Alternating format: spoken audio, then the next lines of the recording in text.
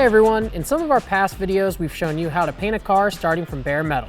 Today we want to show you something different, how to repaint your car. This is going to be a different, more budget-friendly approach with minimal component removal that might be applicable to your daily driver, a car you want to clean up a bit to sell, or if you're not doing a full frame-off restoration. Our candidate is this Fox body Mustang. We're using it because the hood and passenger door are in pretty rough shape, but the fenders, driver door, and quarters are fairly straight. Also, we're going to paint it with the same color, which eliminates needing to do jams. With that, let's get started.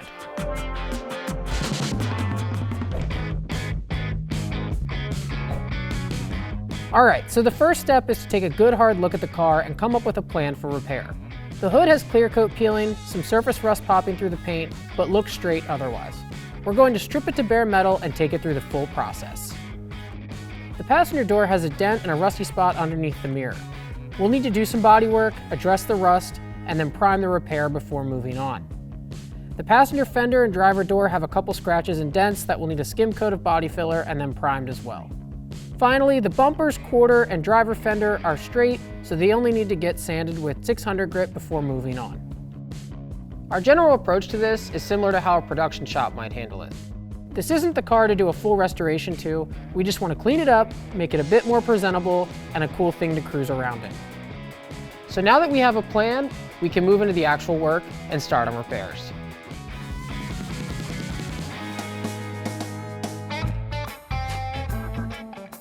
So first thing we're going to do is address this problem area. We're going to start by taking some of this molding off this mirror. To do that, we're going to have to pop inside the car, take off the interior door panel, then we can start getting to work.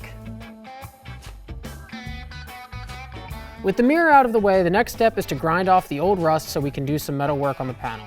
Immediately we realize that someone has been here before as I grind into previous body work. Not a huge problem, but never great to find. We just have to grind all that former filler out before moving on. Knowing we also need to strip the hood, which will then require primer, we can start that repair as well.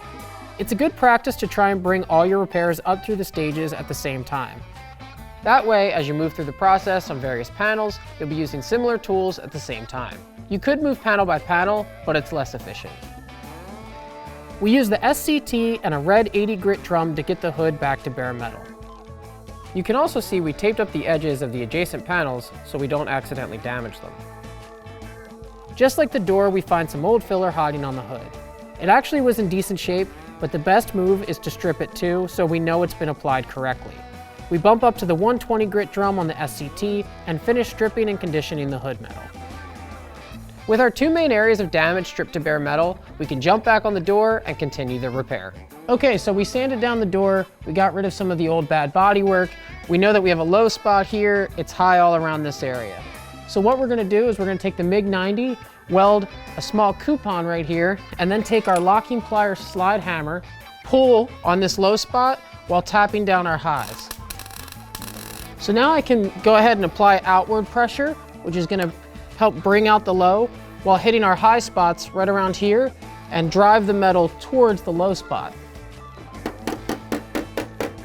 For any metal work, the closer you can get the damaged area back to straight in metal, the better. That way you can limit the thickness of body filler that will need to be applied, which makes for a longer lasting repair. With a couple passes, we get this straight. With the metal work completed, we feather out the damaged area on the door with 80 grit on the DSB. Then wipe down with pre-painting prep and start applying body filler. While the door filler is hardening up, we can move some of our other panels towards the filler stage. With the hood now stripped, we need to address the rust that has been popping through the old paint. Alright, so we got the Mustang hood all stripped. It's looking solid, it's pretty straight. One area that's going to need to be addressed, no problem. Something we did run into, however, is a little bit of surface rust and pitting all across the hood. Now the abrasive tools won't get to that, right? So DA, DSB, SCT, nothing is gonna get down into those little pits. So what we're gonna do to address that is we're gonna use our fast etch, and what that's gonna do is it's gonna treat all those areas so that we can go ahead, move on with the process, put epoxy primer over top, and then get this thing into paint. Now the steps are very simple. First, we're gonna wipe this whole thing down with wipe it off, make sure it's completely dry. Then we're gonna take our fast etch, Spray it liberally over the whole hood. Make sure it stays wet for about a half an hour. Then we'll go ahead, wipe it off with some more pre. We can move on to epoxy primer. Now we can go ahead and spray it.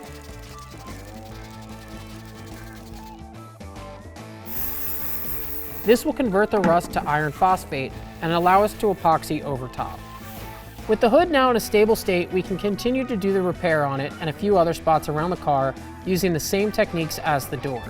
Grind if needed, feather with the DSB, coat with body filler. As we work through the body filler, we do several passes of blocking with 80 grit on the DSB and checking with guide coat. Guide coat is great because it will identify your low spots, so you know to either continue blocking or apply more filler. We work from 80 grit up through 320 grit, making sure to remove scratches from the previous grit as we move forward. Once we get everything straight, we can move to the next step, primer.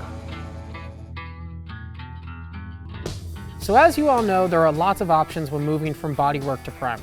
Epoxy, urethane, polyester, and so on. For this, since we have the hood completely in bare metal, we're going to apply our OptiFlow Roll-On Epoxy Primer since it has great adhesion to both metal and body filler. This kit is also great because you can do it in your driveway or garage without the need for a compressor, booth, and spray gun. The hood is pretty straightforward as the whole panel needs to be coated. When you have to prime mid-panel, it's a slightly different approach. When taping, you can use the edges to give you a nice hard line to work up to if one's close. If it's right in the middle, like our door repair or fender, don't create an arbitrary tape edge and then prime right up to it. You want to feather the edge as much as possible, whether using a gun or in our case, a roller. That way you can sand the primer back and have a seamless transition that you won't see later. With that in mind, we've put all our panels into epoxy primer. Once again, we can coat them in guide coat before we start sanding, so we can make sure everything is staying nice and even. We let everything sit for a day or two, so we can move on to blocking with the DSB, starting with 180, 220, and then 320 grit. For all our areas the block doesn't quite fit, such as these indents on the hood, we use a red scuff pad to get these areas ready for urethane. Alright, so we got the Mustang through the epoxy stage. Everything's sanded up to 320 grit and looking pretty good. A couple breakthroughs, but that's okay because we're going to move on to urethane. So our urethane is going to be our last coat of primer, and it's going to fill in any remaining sanding scratches and give us one more chance to catch any wavy lines. We're going to continue with the OptiFlow system, and what's awesome about it is that you can do this right in your driveway, and the only spraying will be from an aerosol can. All right, so we wiped down the car with pre-painting prep, and now we can go ahead, mix this up 4-to-1, start rolling it on the car. Now some of you might be asking, is it necessary to use all these priming steps? And the answer is really a case-by-case basis. Production shops will typically just fix the repair like our door and coat with urethane only. But our hood was bare metal, and it's definitely ideal to coat it with epoxy first, then urethane. Ultimately, it's up to you, but our results turned out great, and this is the workflow we used. Just like the epoxy, it rolls on nice and easy. While the primer gets hard over the next day or so, we're going to address some of the other items on the car. We'll need to remove these taped on moldings and some faulty hardware that didn't come apart during disassembly. To get these moldings off, you have a couple options. You could just try forcibly ripping them off, but that takes a lot of force and can end up adding waves to the panel underneath. Another option is a spreader, which works great on small stuff like our LX badge and Ford logo, but is tough on these long moldings. The best option would be to use fishing line, but ours keeps breaking, so we're going to use welding wire.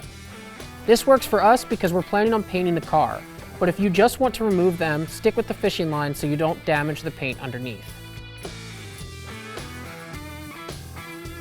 You can see I had to create handles with some vice grips because these things were really stuck on here.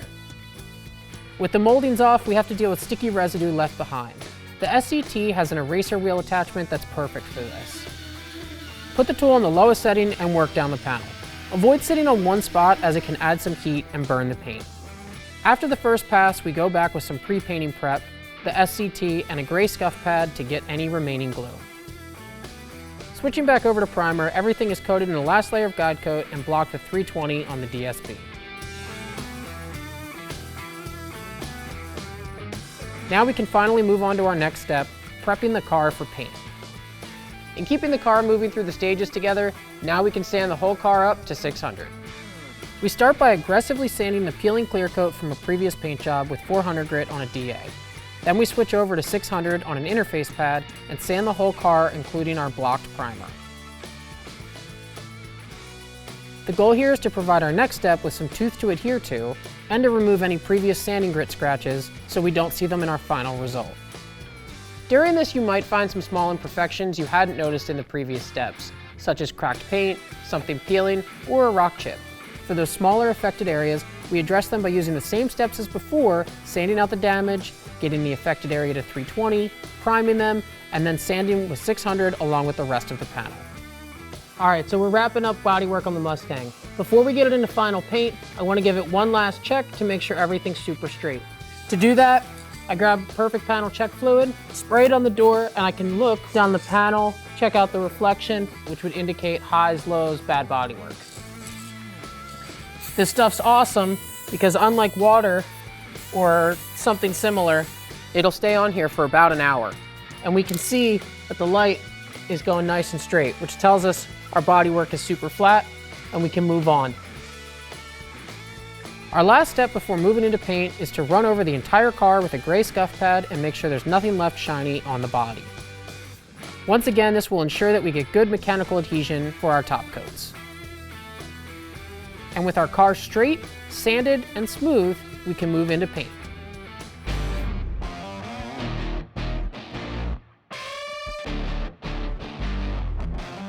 With everything ready to go, we can start taping the car up to get into the booth. Now this is a bit different from things we've shown you in the past, as we still have headlights, a couple pieces of trim, and glass still on the car. As mentioned earlier, we're not doing a full resto on this Mustang, so the tip here is disassemble as much as you can to get the desired result. Your classic 68 Camaro calls for more than the beater 98 Civic you daily drive. With that said, we can make sure to hide any tape lines beneath the trim, back tape to provide soft edges, and use foam tape in our jams to seamlessly go from our fresh new paint job to our factory one.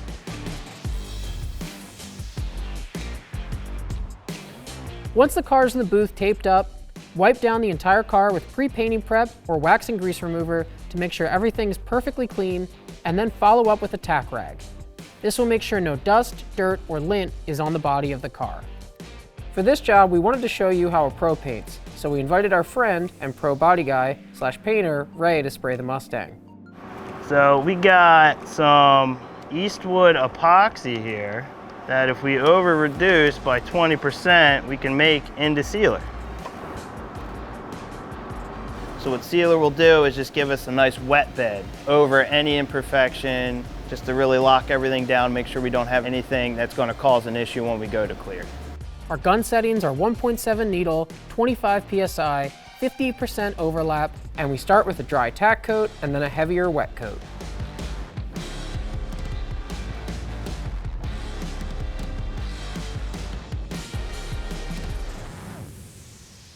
Now at this point in the day, we simply ran out of time to continue painting, which really isn't ideal. Our plan was to lay down sealer and then top coat immediately, but we ended up laying down the sealer, scuffing with 600, and then moving to Ray's shop to finish up the following weekend.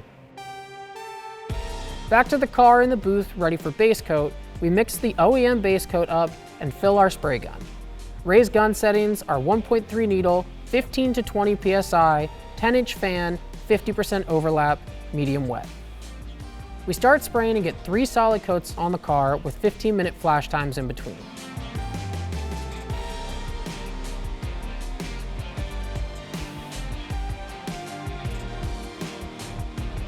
All right, well, we grabbed our sun gun. Now we're gonna turn the lights off, turn the fan off so you can hear me a little bit, and we're gonna go see how our coverage is looking. So we're just looking to see if anything is see-through, if we see any blotchy spots or anything crazy poking through. So it's a little mottly on the hood. So we're gonna turn the fans on, and I'm gonna do a little bit of a drop coat. I'm going to use the same trigger, same needle, same pressure. I'm just going to pull the gun up a little bit to let the metallics really cover up anything and dry uniformly.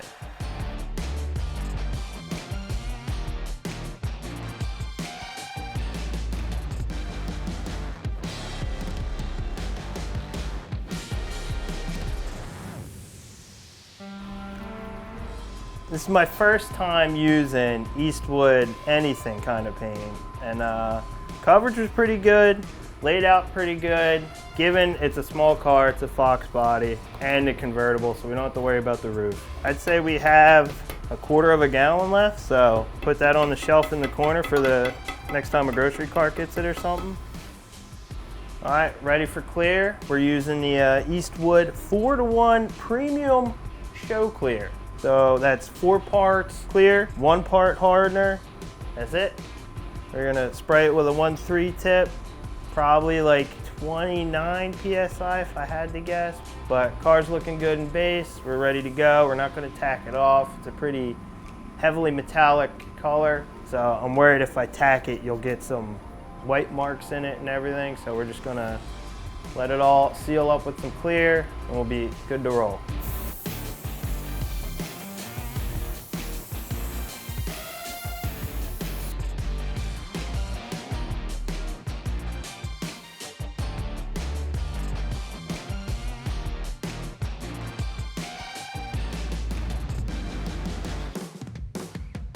All right, all done clearing the Mustang. I'm happy with how it went. Bumpers even look good for being on the car. That's not my favorite way to do it. Really had to push the show car clear. We used a medium hardener, and I was calling for mid-70s today. It's 82 in the booth. You want to be on the back side of that. You kind of want to give yourself a little time for in between coats so you can go mix some more. And well, it came out flat, came out nice and shiny, which is what we're looking for today. We let the car sit in the booth for about an hour, untape, and then bring it back to Eastwood for some final assembly. And whoa! This thing looks better than ever. All of our heavily damaged areas, delaminated clear, and rusty spots are now in the distant past. The best part is, we had our pro step in and painted in a downdraft booth, which let us reassemble, and we haven't even had to do any paint correction. The OEM paint is a great match, and let us move forward without having to do cut in or blow the car apart anymore. Now, could this job have been even better? Yes. We could have done some more disassembly and spent another month on the bodywork, but it's not what the job called for, and we already have a video showing you all that. We wanted to illustrate how you might do a simplified version of our full paint process on something like your daily driver or budget build. And to get great results like this and paint your car any of our thousands of options, head over to eastwood.com.